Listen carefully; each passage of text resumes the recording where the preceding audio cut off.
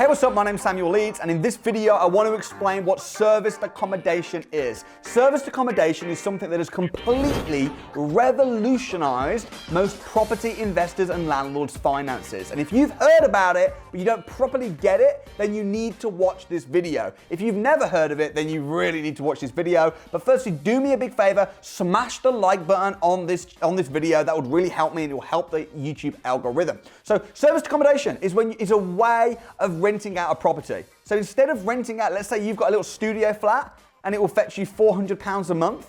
Instead of renting out for £400 a month, you rent it out per night. Have you ever wondered this? Why does the average studio apartment rent out for about £400 a month, but a hotel room that's smaller than a studio apartment, that doesn't come with a kitchen, just a bedroom, will rent out for about £100 a night?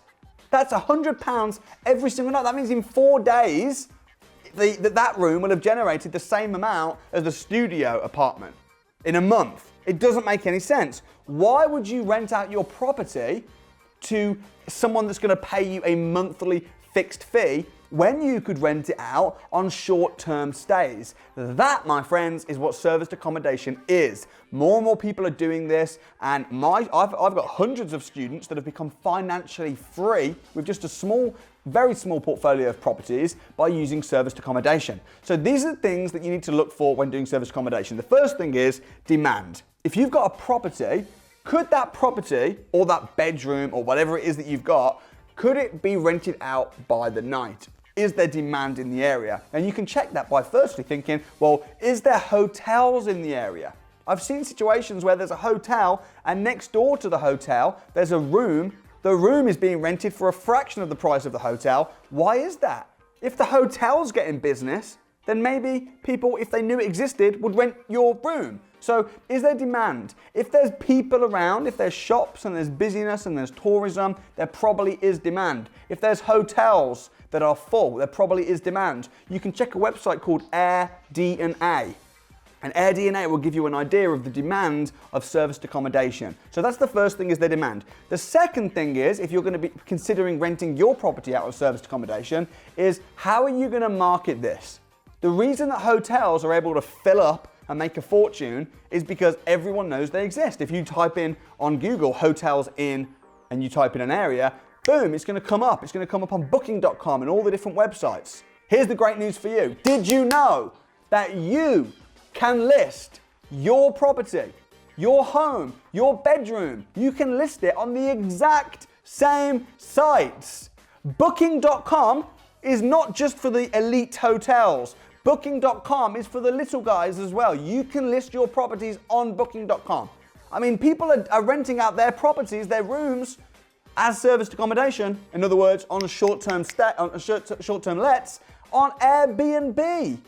On Airbnb. So there are lots and lots of websites where you can list your property, and these sites spend millions of pounds marketing your rooms, and it costs pennies to do it, or they'll just take a percentage of the stay. So you don't have to pay big investments to get this started. So is there demand? Number 2 is you need to list your property in the right places. Number 3 is you need to check the legalities. Now, what are the rules around serviced accommodation? Do you need a license to be a serviced accommodation owner? Do you need a hotel license? No, you don't. Do you need staff? No, you don't.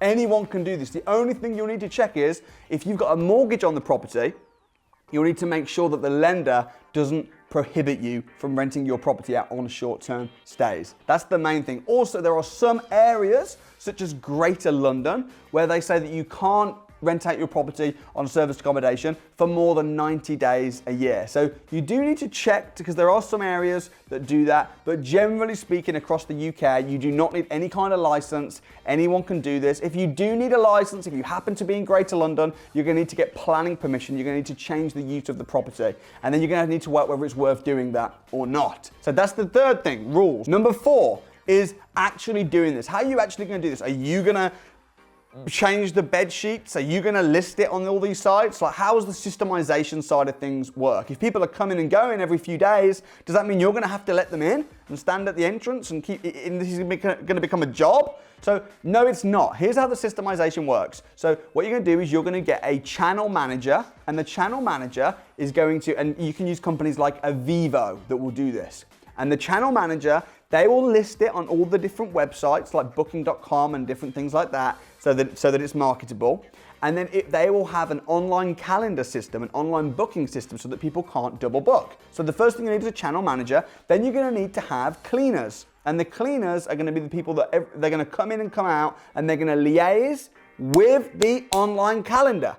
The cleaners will liaise with that, and every time someone leaves, the cleaners are going to come in and they're going to then make it nice, ready for the next person. And you might pay a cleaner on average maybe about £12 an hour. And you're also going to need a key safe outside the property so that when the guests get there, they can let themselves in, let themselves out, and put the key back. They'll be fined if they don't put the key back. They'll be charged, and that's all going to be in the terms and conditions on the agreement, which is going to be sorted out when you systemize everything with your channel manager. Now, does this take a little bit of getting used to, and do you need to figure this out? Yes, you can figure this out yourself, and you can do it with trial and error, or, I do offer advanced training, and I'm going to be running a webinar soon about serviced accommodation. If you're interested in doing that, just there's a link below in the description where you can click on the link, put your details in, and you'll be the first to know when I'm running a free advanced training session on serviced accommodation. So that's the fourth thing. And then the fifth thing, lastly, is if you're doing serviced accommodation, it's really, really, really important that you stage the property nicely.